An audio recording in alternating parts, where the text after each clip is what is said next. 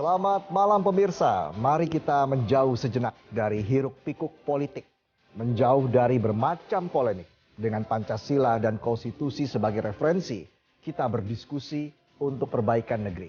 Membahas beragam isu kebangsaan, bukan kepentingan pribadi, kelompok atau golongan. Visi Negarawan, program talk show yang mewadahi gagasan luar biasa. Duduk bersama untuk memecahkan berbagai persoalan bangsa. Dan apa tema diskusi kita pekan ini? Berikut rangkumannya.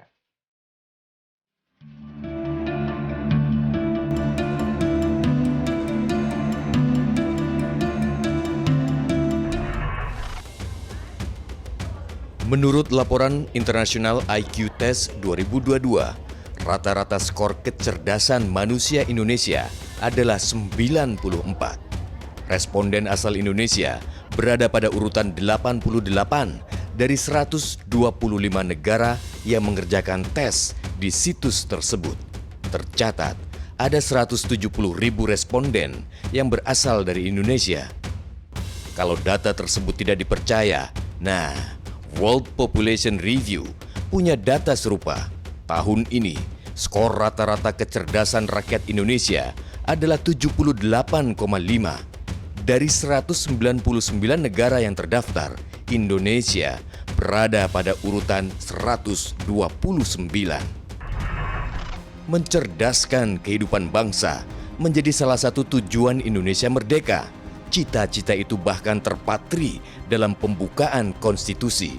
Artinya, salah satu misi berdirinya Republik Indonesia adalah untuk meningkatkan kecerdasan rakyatnya. Tidak hanya soal kualitas pendidikan, kecerdasan merupakan isu multidimensi. Ada persoalan kecukupan gizi, kesehatan, dan kemampuan ekonomi. Studi Universitas Harvard dan Princeton di Amerika Serikat menghasilkan penurunan kemampuan berpikir manusia dipicu kemiskinan. Di sisi lain, intelektualitas yang rendah menutup peluang pekerjaan yang layak. Kecerdasan dan pendapatan yang rendah jadi lingkaran setan yang menjebak rakyat pada kemiskinan. Dalam kondisi normal pun, soal anggaran jadi salah satu tantangan terbesar dunia pendidikan.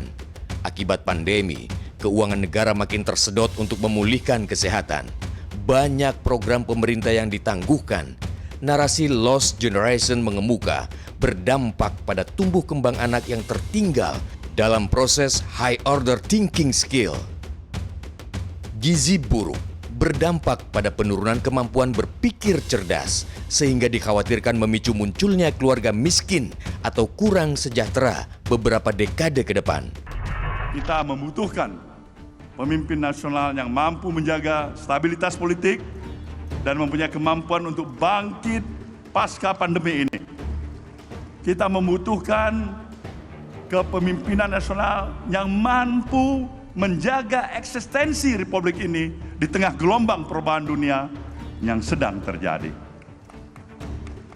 Politik pada dasarnya adalah upaya yang terus-menerus dalam rangka membangun kebaikan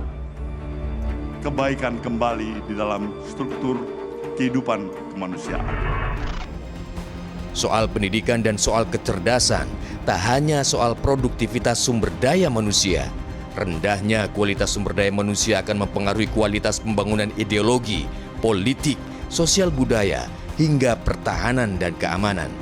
Rendahnya kecerdasan mempengaruhi kemampuan berpikir kritis, yaitu kemampuan membuat penilaian secara rasional, logis, dan sistematis berdasarkan perhitungan yang matang. Seorang filsuf bernama Robert Ennis menyatakan, berpikir kritis merupakan penalaran mengenai keyakinan dan tindakan yang masuk akal. Sedangkan pakar perilaku bernama Michael Scriven menyebut bahwa berpikir kritis merupakan proses disiplin intelektual untuk membuat konsep, menerapkan, menganalisa, dan mengevaluasi informasi.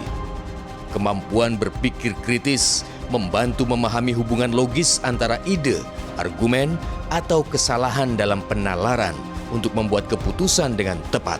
Kemampuan berpikir kritis mencegah kita terbawa arus.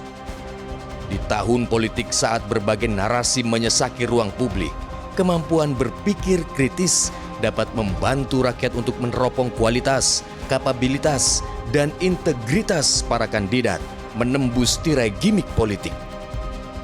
Data BPS pada Februari 2023 menunjukkan mayoritas tenaga kerja di Indonesia adalah lulusan SD. Selain itu, tenaga kerja tamatan diploma 1, 2, dan 3 menunjukkan tren penurunan. Apakah masyarakat dengan tingkat pendidikan rendah memiliki kemampuan berpikir kritis?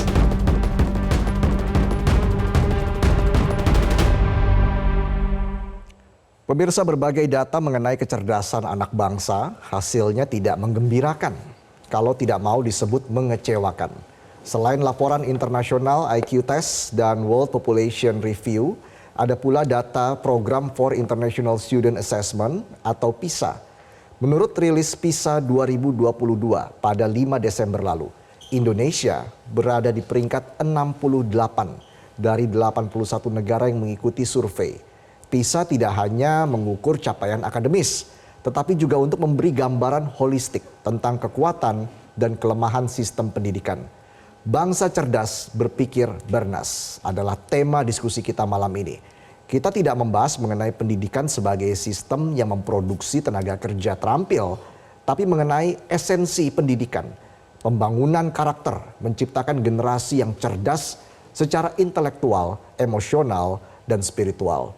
Menghadirkan narasumber malam ini bersama saya sudah hadir Rektor IPB Profesor Dr. Arief Satria. Selamat malam, apa kabar Prof. Arief? Selamat malam Mas. Baik. Dan juga sudah hadir pakar pendidikan dari UPI atau pakar kebijakan pendidikan UPI Profesor Dr. Cecep Darmawan. Selamat malam, apa kabar? Alhamdulillah baik. Prof. Cecep, dan juga sudah hadir pemikir kebinekaan Pak Sukidi. Selamat malam, apa kabar Pak Sukidi? Baik, alhamdulillah.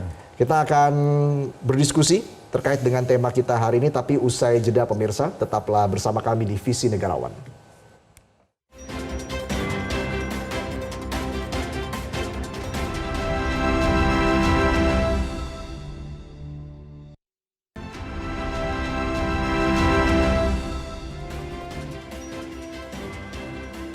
Pemirsa, terima kasih Anda masih bersama kami di Visi Negarawan. Kita langsung berdiskusi di sini. Saya langsung ke Prof. Cecep. Ya. Prof. Cecep, jadi apa sebenarnya yang dapat dimaknai dari rendahnya skor dan peringkat Indonesia dalam survei PISA 2022? Ada kenaikan peringkat, tapi kemampuan rata-rata siswa ini justru mengalami penurunan, begitu Prof. Cecep. Ini sebenarnya apa yang terjadi? Apa yang bisa kita maknai dari sini, dan politik anggaran ini sudah sesuai dengan harapan, Prof? Ya, saya kira bukan data yang mengagetkan ya, karena fondasi atau basic fondasi kita ya kaitan dengan pendidikan kita memang relatif lemah. Misalnya saya contohkan ya, rata-rata lama sekolah kita itu belum nyampe digit 9, ya baru 8,7. Artinya apa? Artinya belum lulus SMP. Padahal visi kita itu kan secara global bersaing segala macam, tapi secara basic lemah. Coba lihat juga standarisasi pendidikan kita. Cek saja ya dari 8 standar nasional, ya misalnya standar sarana prasarana atau gedung. Sekolah-sekolah di kita, coba cek gedung-gedungnya. Apakah sudah standar dengan baik? Oke, infrastrukturnya. Infrastruktur. Belum lagi kalau kita menambahkan digitalisasi, ya amat lemah.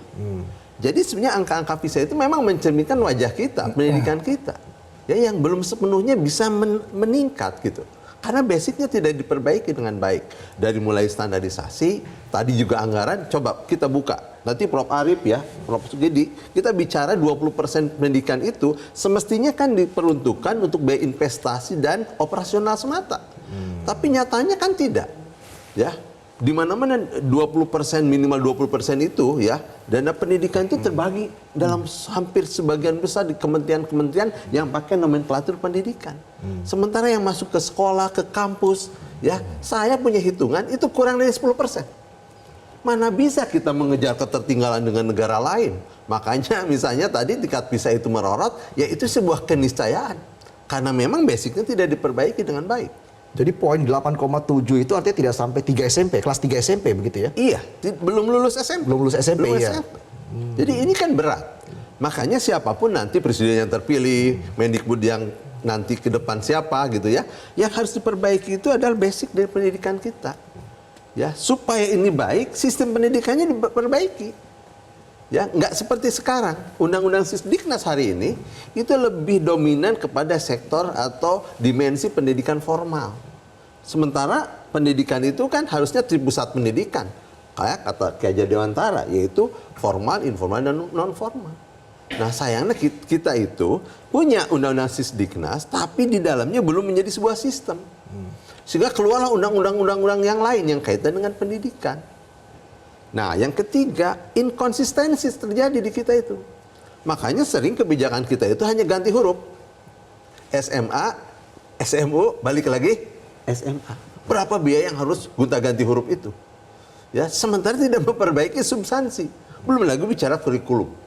Belum bicara lagi misalnya bagaimana kualitas SDM pendidikan. Ya, guru tendik.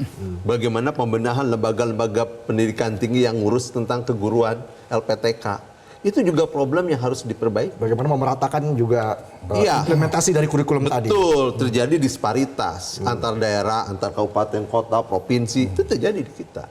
Jadi hemat saya, siapapun nanti yang memimpin nih, ya, bangsa ini harus concern dong pada pendidikan. Ya, tidak hanya sekedar tadi anggaran itu hanya lip service 20% hanya anggaran politis.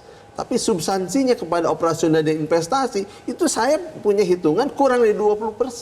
Bahkan kurang dari 10%. Dengan pemerintah menggaungkan Indonesia Emas 2045 ini masih bisa dikejar?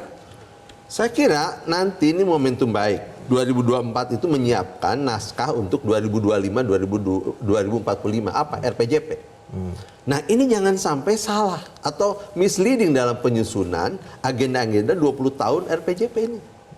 Ya, jadi kalau pertanyaannya bisa kejar tidak? Selama seluruh komponen bangsa bisa komitmen dengan baik, ya, dituangkan dengan rumusan-rumusan yang hebat, kemudian diimplementasikan juga dengan hebat dan dipimpin oleh orang-orang yang ngerti tentang pendidikan, saya masih punya harapan, apalagi dengan bonus demografi.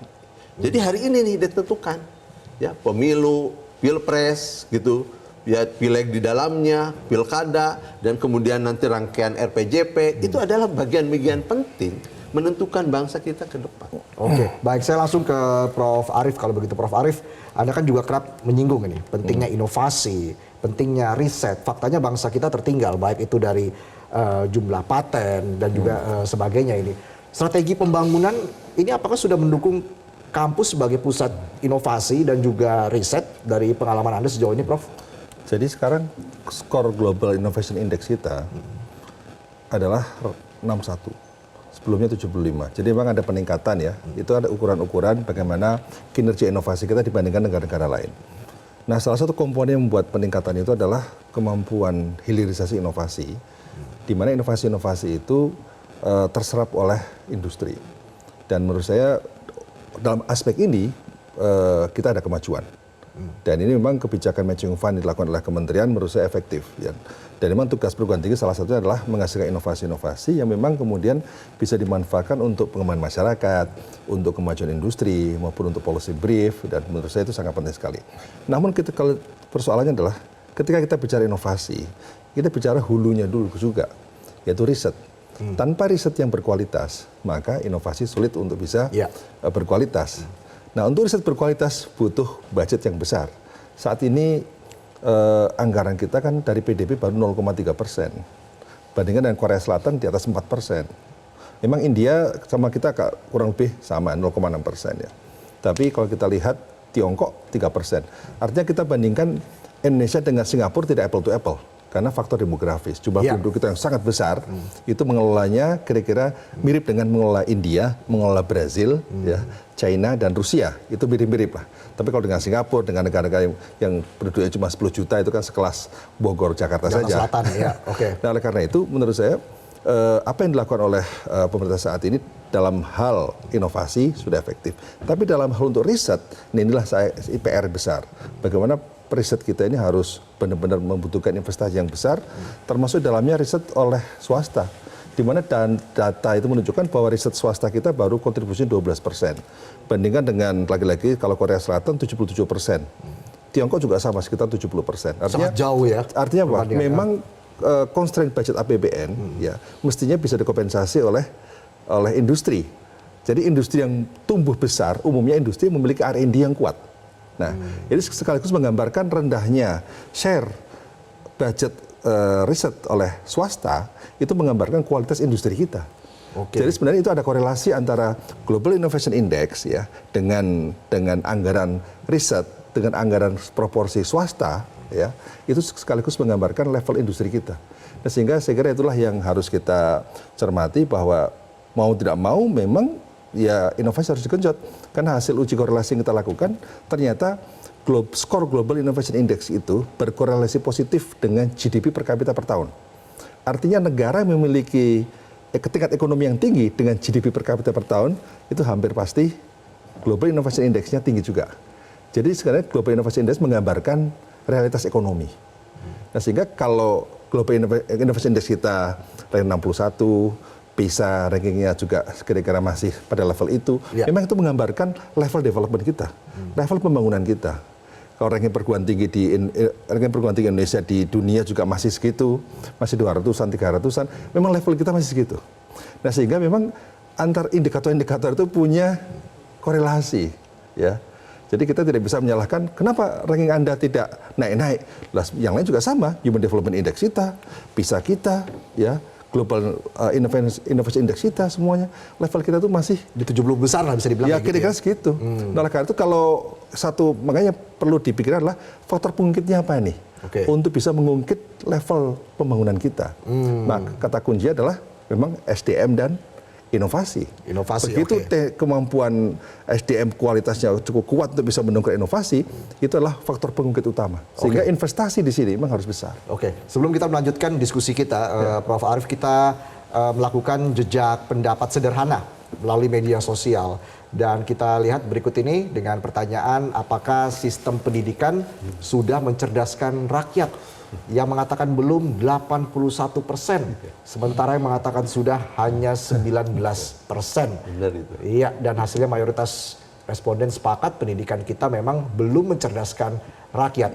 Kalau begitu saya langsung ke Pak Sukidi. Pak Sukidi, amanat konstitusi itu kan sudah jelas, Pak, bahwa amanat konstitusi mencerdaskan kehidupan bangsa.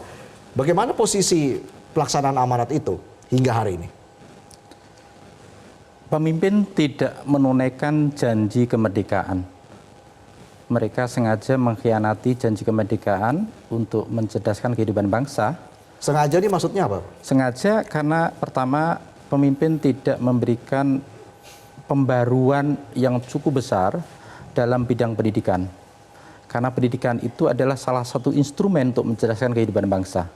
Nah, pendidikan ini tidak terlihat adanya keberpihakan negara pada mayoritas rakyat kita yang hidup dalam kemiskinan dan mayoritas rakyat yang juga rentan hidup miskin.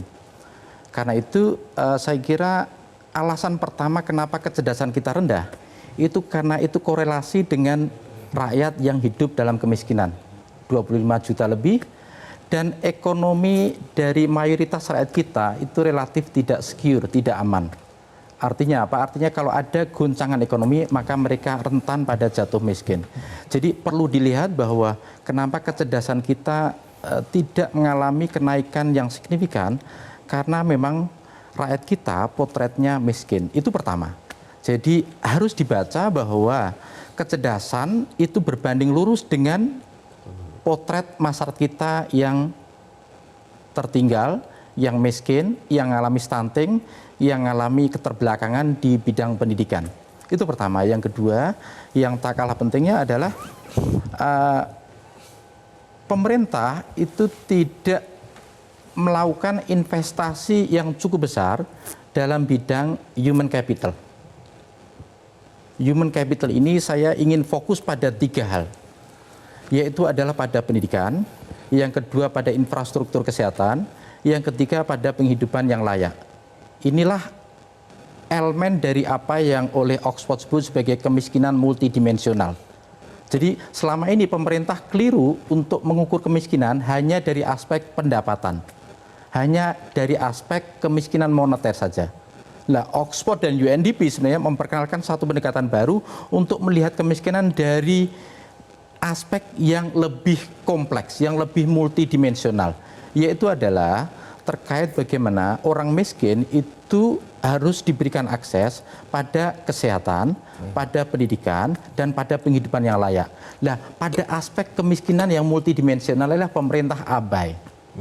Nah, sehingga terakhir adalah pemerintah harus fokus untuk membenahi aspek ini dengan memberikan keberpihakan pada kebijakan reformasi pendidikan, kesehatan, dan penghidupan yang layak dari masyarakat pinggiran.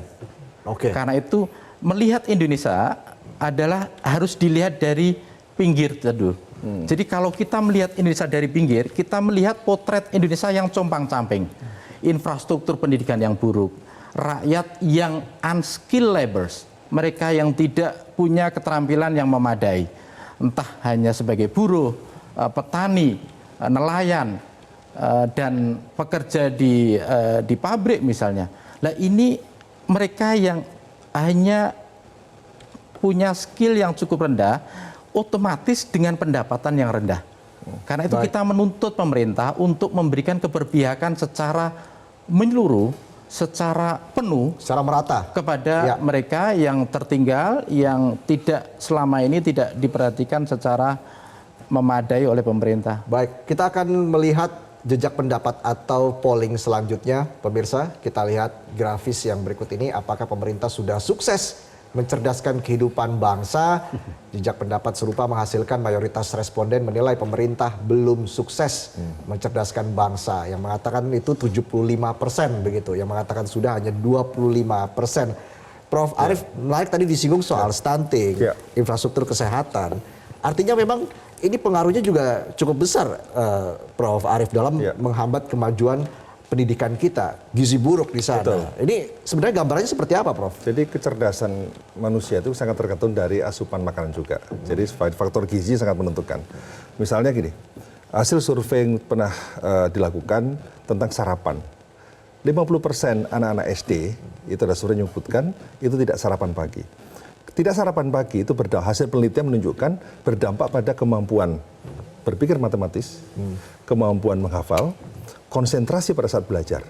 Sehingga gerakan sarapan itu, school feeding, ya, itu menjadi sangat penting sekali. Karena apa? Karena faktornya kalau di kota besar, karena ibunya, orang tuanya tidak karena pagi-pagi jam 5 harus sudah berangkat kerja. Tapi kalau di daerah yang kecil tidak ada yang dimakan. Ya. Jadi saya kira itu faktor yang harus dilihat secara holistik tentang sarapan ini. Kemudian yang kedua, ini problem climate change. Perubahan iklim ternyata berpengaruh juga. Berpengaruh. Jadi gini, hasil penelitian terbaru menunjukkan bahwa peningkatan emisi ya CO2 di udara itu berpengaruh pada kualitas gizi mikro pada bahan pangan. Ya, jadi misalnya kalau kita kangkung zat besi kan, kemudian ada buah-buahan dan sebagainya, dengan kandungan emisi yang semakin tinggi di udara, maka kandungan gizi mikro pada setiap makanan itu semakin rendah. Sehingga kita mengkonsumsi, kalau dulu orang tua kita makan buah-buahan, kandungan gizinya oke, gizi sangat bagus. Tapi sekarang untuk buah yang sama, kandungan gizinya lebih rendah. Nah, sehingga itu juga berdampak pada kualitas kecerdasan, imunitas, produktivitas, ya. Saya kira memang makanya penanganan masalah kecerdasan itu saya kira holistik. Kaitan dengan Mas Kwidi tadi soal aspek kesehatan, ya, kemudian juga aspek lingkungan yang ternyata punya pengaruh kepada kualitas gizi yang dampaknya adalah kualitas human capital kita. Menarik ini ya, Prof. Cecep ya. Ternyata banyak pengaruhnya nih, Prof. Cecep. Bahkan dari sarapan begitu, dan juga ternyata dari climate change. Sejauh ini memang tidak ada evaluasi yang terlalu signifikan begitu dari pemerintah terkait dengan hal-hal tersebut yang menghambat pendidikan kita. Ya, kita seringkali kan menyatakan bahwa pendidikan itu kan hidup bukan pada ruang hampa ya. Dia terkait dengan aspek-aspek tadi seperti Prof. Arief, juga aspek politik, aspek sosial lainnya. Nah, sayangnya di kita, seringkali pendidikan itu menjadi semacam bahan jargon-jargon politik saja. Apalagi kalau pilkada, pilpres. Pendidikan gratis, ya misalnya. Dia tidak ngerti struktur biaya pendidikan itu seperti apa. Ada biaya investasi, misalnya ya, ada biaya operasional, ada biaya peserta didik. Nah, sampai hari ini kan nggak ada pemerintah yang bisa membiayai biaya peserta didik. Anak dari rumah ke sekolah ongkosnya berapa, bajunya yang dipakai berapa, ya, dan segala macam kebutuhan peserta didik. Itu kan ditanggung orang tua, dan biaya yang ditanggung orang tua itu jauh lebih besar daripada yang ditanggung oleh negara. Jadi ini juga harus jadi pikiran kita bersama ya. 20% yang minimal tadi itu juga harusnya betul-betul diperuntukkan untuk itu. Ya, untuk apa? Untuk peningkatan kualitas pendidikan. Menarik ini. Gitu. Soal kebijakan pemerintah ini ke depan juga harus menjadi evaluasi tersendiri ya, Prof. Cecep. Tapi kita harus jeda dulu, pemirsa. Kami akan kembali setelah Headline News pukul 22 waktu Indonesia Barat.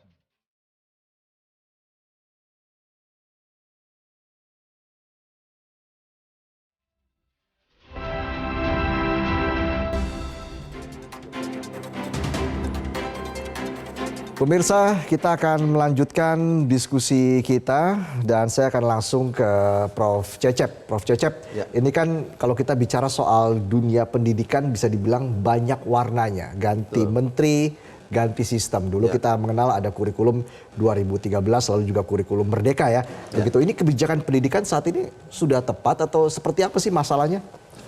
Ya, kalau dilihat dari sebuah sistem, maka kebijakan yang selama ini tambal sulam. Tambal sulam? Tambal sulam. Mestinya kan satu kebijakan itu dia melihat, mengevaluasi dulu. Apa yang baik dari sebelumnya dan apa yang harus dilanjutkan yang baik itu. Kemudian yang kurang baik diperbaiki. Nah, sementara ini seringkali ya hanya labeling-labeling. Satu kementerian misalnya ya, pendidikan diganti menterinya, labeling aja yang dirubah. Substansinya nggak berubah. Tadi Anda katakan ya SMU jadi SMA. Iya, tadi SMU, SMA, balik lagi SMA gitu. Nah, baik. Sebelum kita lanjutkan diskusi, pemirsa, kemampuan berpikir kritis, pemecahan masalah, dan juga high order thinking skills menjadi kebutuhan dasar di abad 21. Kemampuan berpikir kritis juga membantu memahami hubungan logis antara ide, argumen, atau kesalahan dalam penalaran untuk membuat keputusan dengan tepat. Kemampuan berpikir kritis mencegah kita terbawa arus. Sebuah kemampuan yang sangat berguna saat pilihan politik generasi muda ikut menentukan masa depan bangsa. Masyarakat bahkan dituntut berpikir kritis agar mampu membedakan informasi, propaganda, disinformasi, dan hoax. Berpikir kritis membantu kita berdemokrasi dengan rasional dan mencegah perilaku emosional. Baik, saya lanjutkan lagi ke Prof. Cecep. Prof. Cecep, kalau dari data yang saya lihat ini ya, hampir tidak ada siswa Indonesia berprestasi terbaik dalam matematika atau mencapai level 5 atau 6. Rata-rata OECD di level ini sekitar 9% sebenarnya. Sedangkan di Singapura, misalnya kita bandingkan, Singapura itu 41% dan Hong Kong 27%. Banyak anak Indonesia yang dianggap belum memiliki kecakapan abad ke-21 yang dibutuhkan untuk sukses. Apa yang bisa kita cermati dari data itu? Pertama, data itu benar. Kenapa benar? Karena itu mencerminkan realitas kehidupan pendidikan hari ini. Pendidikan kita itu tadi saya katakan bagaimana bisa mencapai ya high order thinking skill yang baik jika misalnya pembelajaran di tingkat persekolahan masih banyak hafalan. Ya, belum kepada keterampilan-keterampilan itu. Kedua, bagaimana pendidikan kita itu bisa baik manakala tadi Prof. Arief menyebut ya, gizinya saja masih dibandingkan negara lain jauh, kita masih ketinggalan. Yang ketiga, iklim pendidikan kita. Pendidikan kita itu terlalu birokratis. Banyak orang yang ngurus pendidikan, apalagi di daerah misalnya, dicek. Apakah kepala-kepala dinas pendidikan itu, ya, mereka yang berlatar belakang dari ilmu-ilmu pendidikan atau bukan? Ya, saya tidak menyebut bagaimana menterinya, tapi itu aja dulu di daerah. Itu. Nah, ini kan persoalan fundamental pendidikan kita. Yang kebijakan itu inginnya kebijakan itu baru. Padahal harusnya dia inkremental dalam sisi studi kebijakan tuh ya. Dia bertahap dan terus-menerus berlanjut. Ya, bahkan kita sebetulnya harus punya grand design. 50 atau 100 tahun pendidikan kita itu mau mencetak manusia seperti apa. Generasi muda seperti apa. Nah, kita itu belum sampai 20 tahun saja RPJP di tengah-tengah sering diganti tuh. Ya. Karena ganti visi presiden, ganti visi pemerintahan, ya akhirnya tambal sulam ganti yang menteri, tadi ganti sistem tadi ya, sistem. Iya, oke. Dan kami juga melakukan jejak pendapat sederhana pemirsa melalui media sosial. Kita lihat berikut ini. Pertanyaannya adalah apakah berbeda pandangan politik harus bermusuhan? Iya, yang menjawab tidak 80%. Dan menjawab ya setuju dengan berbeda pandangan politik harus bermusuhan hanya 20%. Ini menarik kita amati dari sini, Pak Sukidi. Ini apa yang bisa kita maknai dari polling ini, Pak? Apakah berbeda pandangan politik harus bermusuhan? Iya. Saya menyambung dulu tentang topik sebelumnya. Pertama, begini. Jadi kalau kita melihat kemajuan pendidikan, itu harus kita lihat dulu kemajuan di bidang ekonomi. Jadi ada korelasi antara progres di bidang ekonomi dengan kemajuan di bidang pendidikan. Karena itu Anda tidak akan mendapatkan pendidikan yang bagus di satu negara di mana ekonominya sangat tertatih-tatih, tertinggal. Karena itu kenapa institusi pendidikan itu ada dan terbaik itu di negara-negara yang ekonominya sudah maju, negaranya sudah maju. You name it. Di situ Amerika sudah menjadi empire itu sudah cukup lama. Dan karena itu institusi pendidikan terbaik itu ada di sana. Begitu juga Eropa. Oke, artinya memang maksudnya apakah kecerdasan berdemokrasi ini memang belum merata begitu? Kecerdasan berdemokrasi belum merata karena gini, demokrasi itu muncul dalam satu tradisi di mana pendidikan itu relatif tertata dengan baik. Dalam konteks Amerika, kenapa demokrasinya cukup stabil dalam rentang waktu ratusan tahun? Itu karena kualitas pendidikan dan sistem pendidikan relatif tertata dengan baik. Meskipun udah begitu, demokrasi di Amerika sudah mengalami sekarang satu situasi di mana yang disebut dengan democratic backsliding, kemunduran demokrasi. Karena itu kita untuk menata demokrasi, maka kita harus menumbuhkan kesadaran kritis di kalangan masyarakat untuk menghargai perbedaan, untuk saling menoleransi, untuk tidak bersikap egois, dan terutama kesadaran untuk melihat kontestasi lain bukan sebagai musuh, tapi sebagai teman, sebagai interlokutor untuk menata republik ini. Karena kalau sebagai musuh, bahayanya adalah akan dihabisi. Tapi sebagai teman, dia akan diajak bergandengan tangan untuk menata republik ini. Fokusnya bagaimana cara membangun generasi muda lebih berpikir kritis begitu pendidikan kita ke depan seperti itu ya, Pak Sukidi. Saya ke Prof. Arief lagi, Prof. Arief. Apakah memang pendidikan tinggi selama ini hanya menyiapkan tenaga-tenaga terampil siap kerja atau juga terlibat dengan pembangunan karakter, melatih nalar, berpikir, rasionalitas, dan sebagainya? Sejauh ini seperti apa pandangan Anda, Prof? Ya saya kira dua hal itu sama-sama pentingnya ya. Karena kita harus realistis melihat kebutuhan market ya.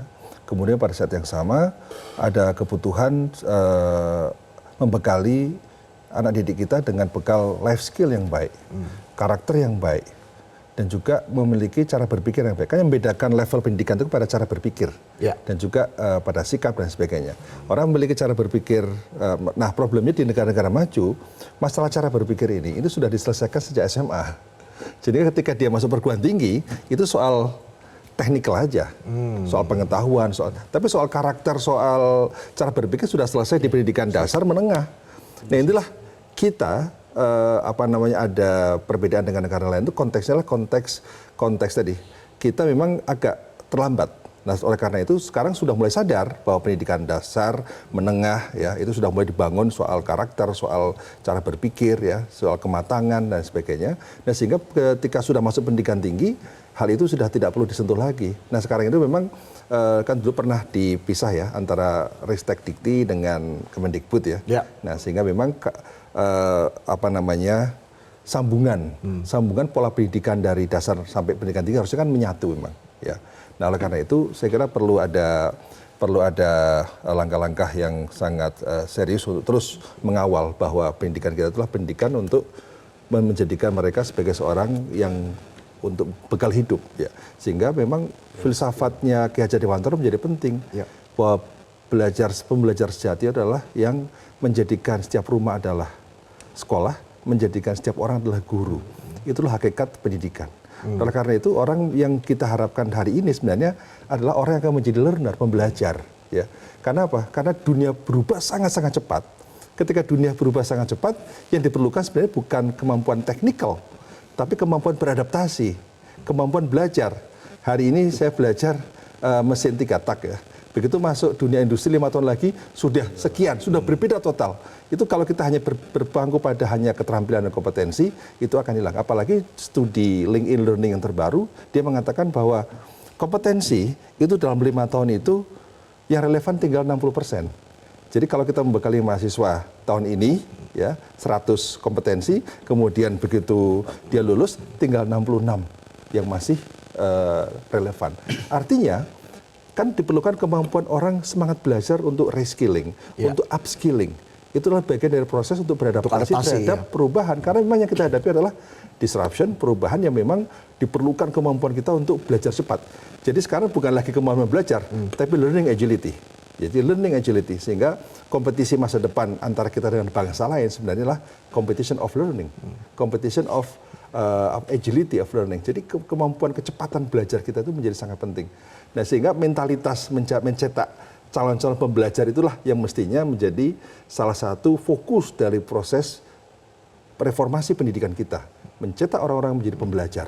Jadi memang orangnya berjiwa selalu ingin tahu, selalu ingin belajar dari siapapun. Sehingga itulah substansi pembelajaran yang harus kita terus dorong. Tapi Prof Cecep, kalau kita bicara soal pendidikan dan juga soal kecerdasan, ini kan tidak hanya soal produktivitas sumber daya manusia, tapi juga mempengaruhi kualitas pembangunan ideologi, politik, sosial budaya, bahkan sampai ke hankam begitu ya, Prof ya.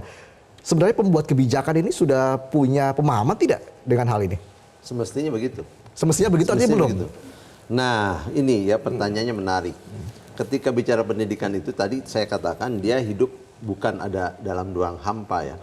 Makanya bicara pendidikan itu harus terkait dengan ideologi, politik, ekonomi ya, dan semua hal. Kenapa? Karena di negara-negara yang maju, ya studi saya misalnya ya, dengan sisi pendidikan yang baik menghasilkan negara yang anti korupsi.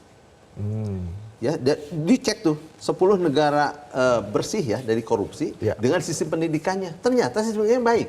Ini berbanding lurus ya? Berbanding lurus. Studi saya tuh ya. Nah, ternyata begitu dicek kepada negara-negara yang korup, memang sistem pendidikannya yang buruk. Jadi ini adalah variabel yang saling menentukan, mempengaruhi. Oleh karenanya dari mana memperbaiki? Ini nggak bisa satu sektor. Ya, dia harus multisektor diperbaiki dengan baik.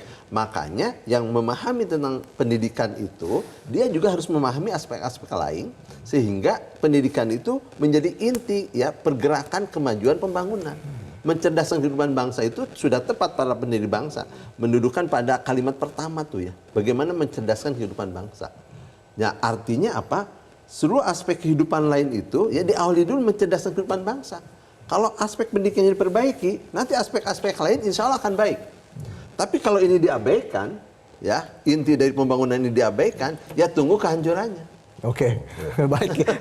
Ini menarik ya, Pak Sukidi ya, bahwa sebenarnya tingkat pendidikan ini berpengaruh kepada tingkat korupsi di sebuah negara. Tapi sebelum kita membahas itu, kita lihat lagi polling yang berikut ini, pemirsa. Kami melakukan jejak pendapat sederhana melalui media sosial dengan pertanyaan, apakah kritik masyarakat mengganggu pemerintah? Yang menjawab tidak itu 70%. Sementara yang menjawab ya, kritik masyarakat mengganggu pemerintah 30%. Pak Sukidi, dapatkah kita membangun tradisi kritik ini sebagai salah satu strategi membangun bangsa, Pak? Saya kira tradisi kritik ini adalah instrumen terbaik untuk membangun bangsa.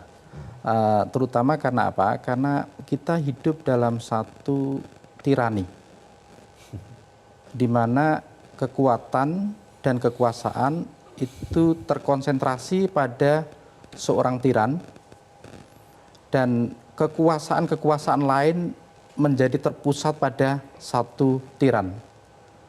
Dan karena itu di tengah kehidupan yang tiranik ini, maka yang kita bisa lakukan adalah membersamai rakyat untuk bersikap kritis.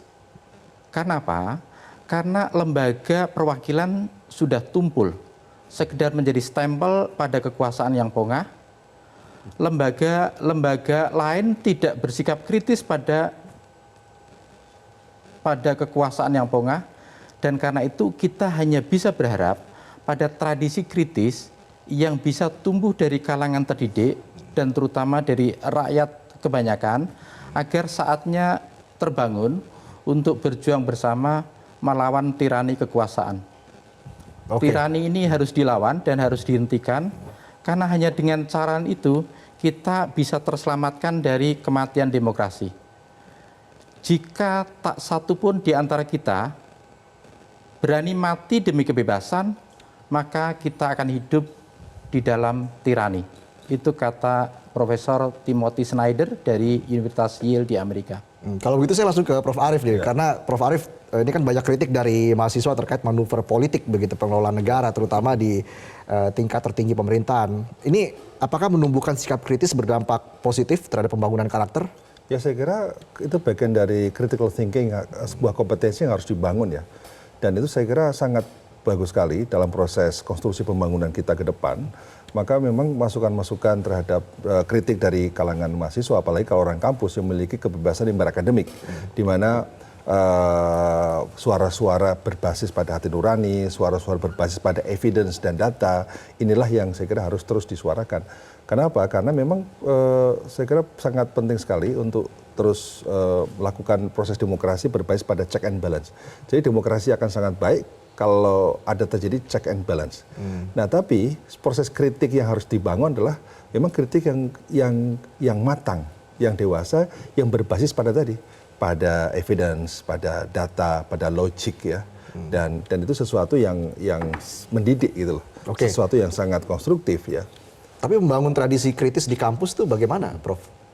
Ya saya kira sesuatu hal yang biasa-biasa saja. Kalau kami di IPB ya setiap tahun 2 kali kami mengundang mahasiswa, dialog dengan mahasiswa siapkan mengungkapkan undang-undangnya, silakan keluarkan apa keluhan-keluhannya, kemudian kita dialog, termasuk kebijakan-kebijakan yang kita ambil itu selalu berbasis pada data. Jadi kita mendapatkan data dari mahasiswa, kita kumpulkan survei, kemudian mahasiswa mengirim data juga pada kita ambil kebijakan, setelah kebijakan keluar, kita dialog dengan mahasiswa. Ini draft kebijakan seperti apa? Silakan.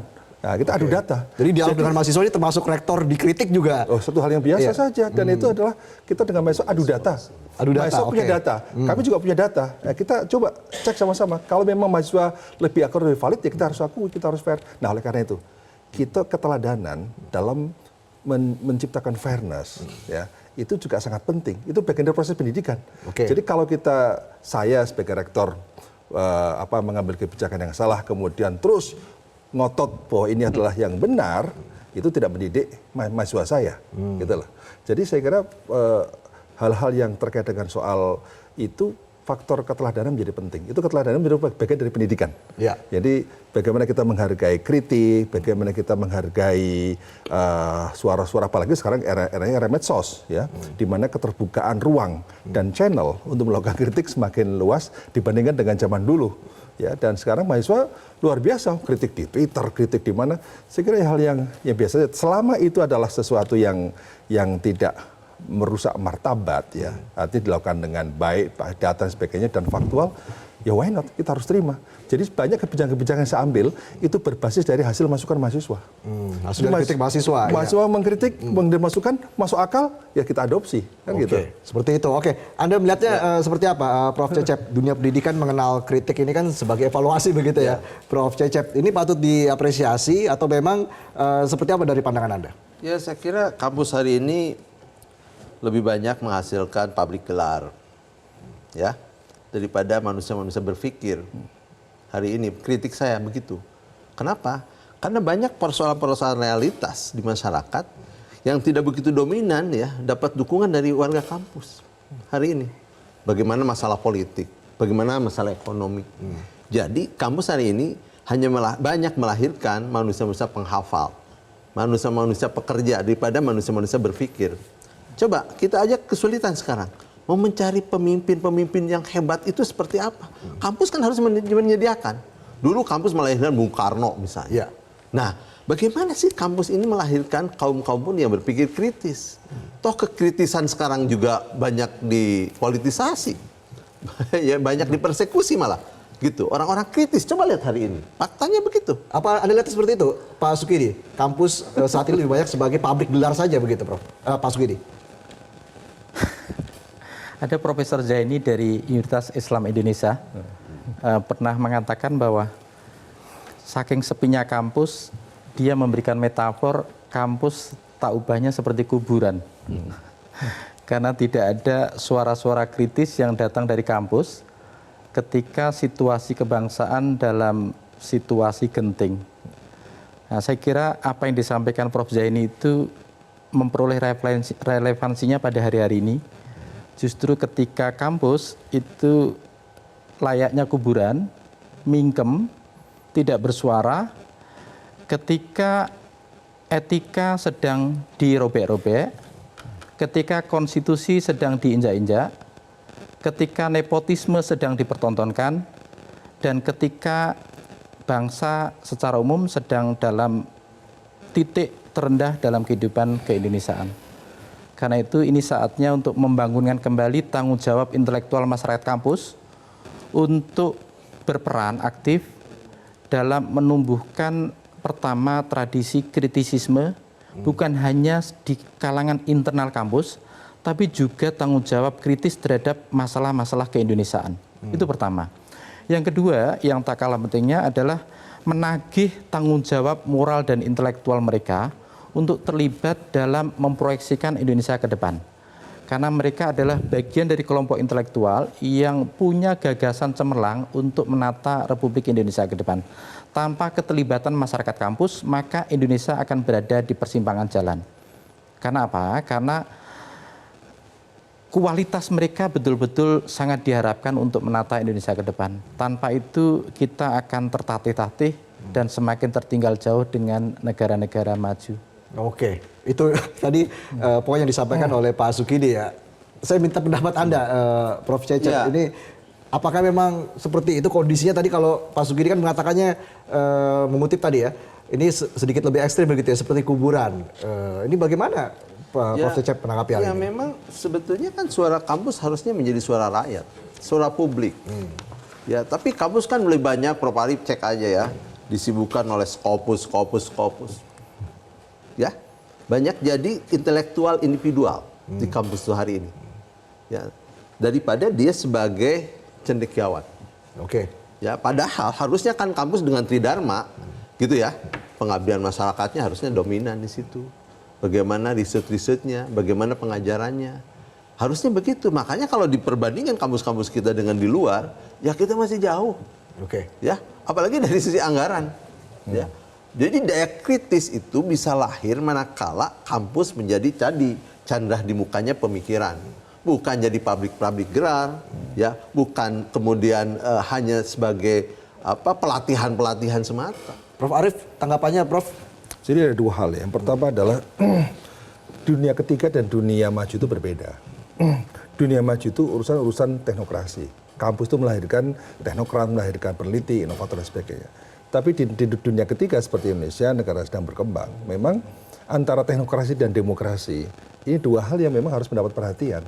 Di satu sisi, kebutuhan terhadap tenaga profesional untuk pembangunan, untuk mendukung industrialisasi, pengembangan masyarakat itu sangat diperlukan.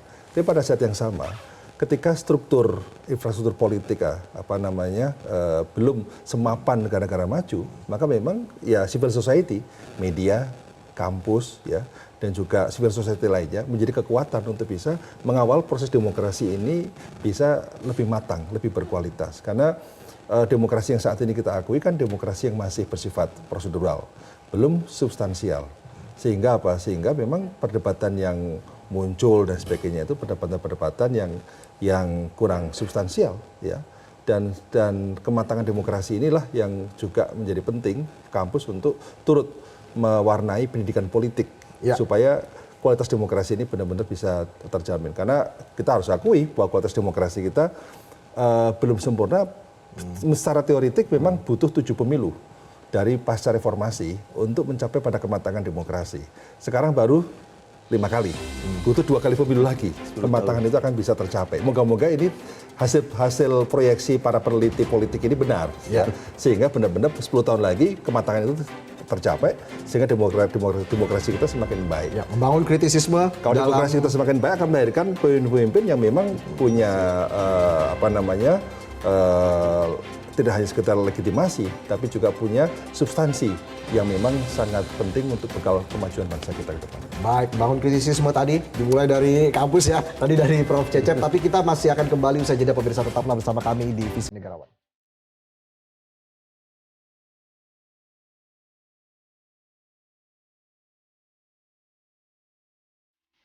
Saatnya tidur. Waduh, sulit tidur nih. Sulit tidur? Minum Fulas 1 tablet menjelang tidur. Fulas mengandung formula dari bahan alam juga halal. Fulas membantu meringankan gangguan sulit tidur. Awali hari dengan secangkir semangat, siap melangkah. Bangkit bersama, semangat ciptakan karya. Bangkit bersama, aroma yang satukan kita. Inspirasi dari secangkir semangat, kopi kapal api, jelas lebih enak.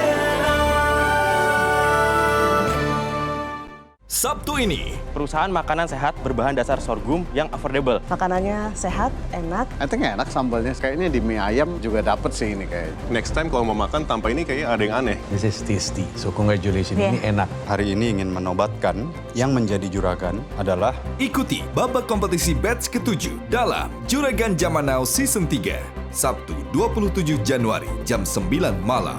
Didukung oleh Euromax, setiap minggu jam 6:30 pagi.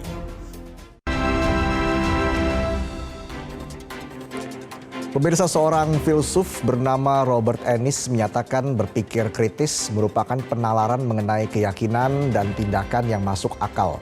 Sedangkan pakar perilaku bernama Michael Scriven menyebut bahwa berpikir kritis merupakan proses disiplin intelektual untuk membuat konsep, menerapkan, menganalisa, dan mengevaluasi informasi. Di tahun politik, saat berbagai narasi menyesaki ruang publik, kemampuan berpikir kritis dapat membantu rakyat untuk meneropong kualitas, kapabilitas, dan integritas para kandidat menembus tabir gimmick politik. Adalah ahli propaganda Nazi Jerman, Joseph Goebbels, yang menyatakan kebohongan yang terus diulang lama-kelamaan dapat menjadi kebenaran. Hanya bangsa yang cerdas dapat membedakan kebenaran dari kebohongan. Sekali lagi saya ucapkan terima kasih kepada Prof. Arief, Pak Sukidi, Prof. Cecep sudah bergabung bersama kami di Visi Negarawan. Salam sehat selalu. Pemirsa, saya Valentinus Reza undur diri. Kita jumpa lagi di lain kesempatan. Sampai jumpa.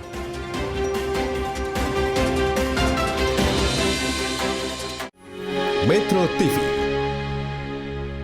Jelajahi cara baru mendapatkan informasi. Download Metro TV Extend sekarang.